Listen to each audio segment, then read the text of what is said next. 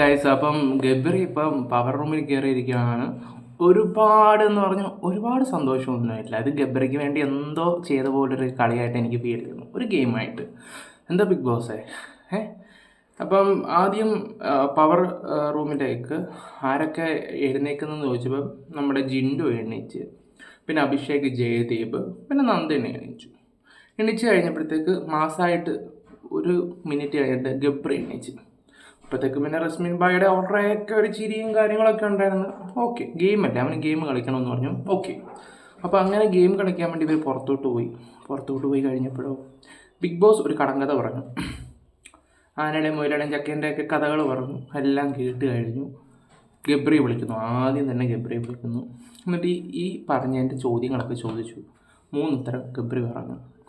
അത് കഴിഞ്ഞിട്ട് നമ്മുടെ കഥാനായിക നന്ദനെ വിളിച്ചു. നന്ദനയോടും ഏതാണ്ടൊക്കെ പറഞ്ഞപ്പോൾ അത്ര തവളാച്ചി അത് പറഞ്ഞു. കുറേ പേര് ചിരിച്ചു പോയിരുന്നു. അത് കഴിഞ്ഞപ്പോഴാണ് നമ്മുടെ മല്ലയ്യെ വിളിക്കുന്നത്. വണ്ണം പിന്നെ പുലിയാണല്ലോ. പുള്ളിയോട് ചോദിച്ച ചോദ്യത്തിന് ചിരിക്കാനുണ്ടായിരുന്നു കുറേ കാര്യങ്ങളൊക്കെ. അദ്ദേഹവും എന്തൊക്കെയോ കാട്ടിക്കൂട്ടി.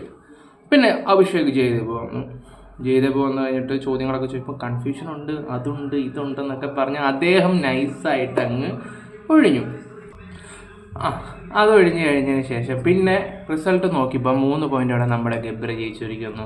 ആർക്കും ഒന്നും സംശയമില്ലല്ലോ അല്ലേ?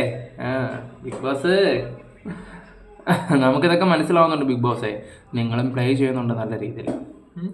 എന്തായാലും ഗബ്രി വരും, ജാസ്മിൻ വരും, നമ്മുടെ മറ്റേ കുട്ടിയുണ്ടല്ലോ റസ്മിന, ഇവരൊക്കെ വന്നാൽ വേണ്ടപ്പെട്ട ഒരു നല്ലൊരു കണ്ടസ്റ്റൻറ്റ് പോവും. അപ്പം എന്തായാലും ഈ ഗബ്രി ഒരു ഈ സിനിമയിലൊക്കെ വർക്ക് ചെയ്യുന്ന ഒരാളാണല്ലോ. സ്ക്രിപ്റ്റും കാര്യങ്ങളൊക്കെ അവന് ബൈഹാർട്ടാണ്. അവന് പറയുന്നത് എനിക്ക് പെട്ടെന്ന് പഠിക്കാനേ ഉള്ളൂ ഇതൊക്കെ.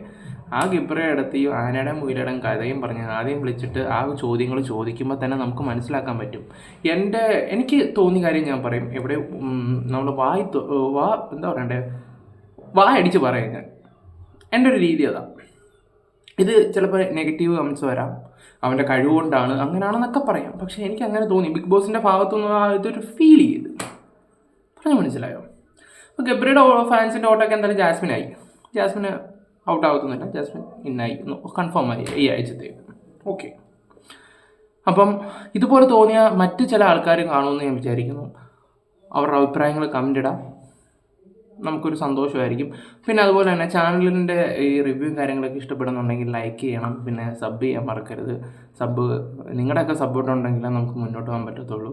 പിന്നെ തെറി വിളിക്കുന്നവർക്ക് തെറി വിളിക്കാറുണ്ട്. അമ്മയ്ക്കും അച്ഛനും ഒന്നും വിളിക്കല്ലേ വെറുതെ വന്നിട്ട്. ഓക്കെ ഗൈസ്, നന്ദി.